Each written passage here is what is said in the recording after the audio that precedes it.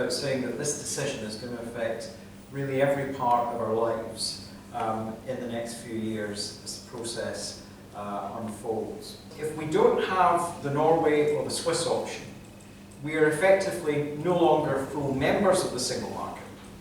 And there's a big difference between membership and access. If we leave without a deal, which we can do, once you tie up those basic issues about what your remaining budget contributions are, then you can leave as technically possible. If we did that and we tried to trade on the World Trade Organization rules, most economists have said that would take about 7.5% GDP growth out of our economy over a 15-year period.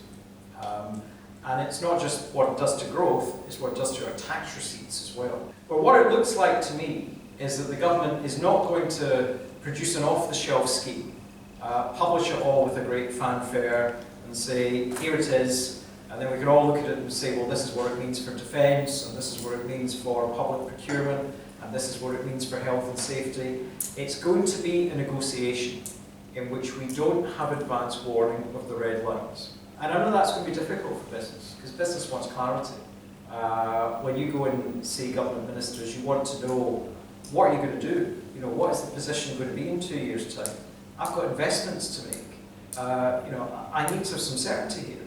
I know there'll be people here who deal a lot with health and safety and employment law. And you know better than me that a great deal of that legislation has an EU route. A lot of it comes from the EU first of all. Think about some of the big developments, risk assessment. You all have to do them in your companies. That was an EU idea that's been translated into law across all 28 member states. Now, what happens when we leave? Now, if we'd stayed in the single market and we'd maybe gone for a soft Brexit, the Norway model, all of those laws would have continued in force here in Britain. Things would have carried on as it was. And the future laws that the EU passes, we would comply with as well. Now, we wouldn't have any influence in shaping them. That we lose by ceasing our EU membership. But we would still have those laws coming through that we would follow. The other thing that I've picked up very strongly from speaking to people in the EU 27, from being in Germany a few weeks ago, is just how inextricably linked the EU 27 see the four freedoms. And I put to people in Germany, I said, well, could we negotiate something on free movement of workers? We maybe just sort of restrict it a bit for all of us, and we could have full access to goods and services in the market then. And they said no. They said for us, it's bound up with our idea of Europeanness after the demise of the Berlin Wall. This idea that you can live and work wherever you want throughout the EU. They saw it as fundamental to their modern concept of Europeanness. So at the moment, actually, good news, only one thing's actually changed. We have a new government, albeit it's a very big change. Theresa May is not David Cameron. She's made that very clear in their short time in Downing Street so far.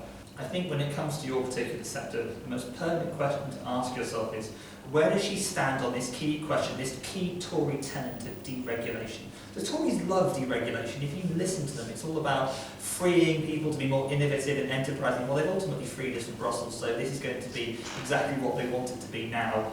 The problem is we have very little idea what it actually means. Now, we've heard there about sort of the soft Brexit idea from William. I think if we're talking about it in health and safety terms, we have to look at it in two contexts.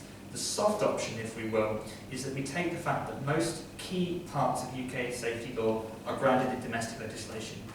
And there are some EU directives that, whilst important, are largely adding to that. So there are fundamental rights here, like the Working Time Directive, like protections for pregnant workers, that are all dependent on EU regulation.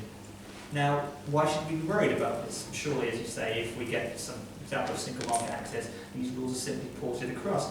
Well, let's go back to the rhetoric of the Leave campaign here. And Priti Patel, then Employment Minister in May, suggested that by halving EU social and employment legislation, you could provide a £4.3 billion boost to the UK economy and create 60,000 jobs. Now, to a Chancellor of the Exchequer facing those words, Brexit slowdown, those are some very tempting statistics.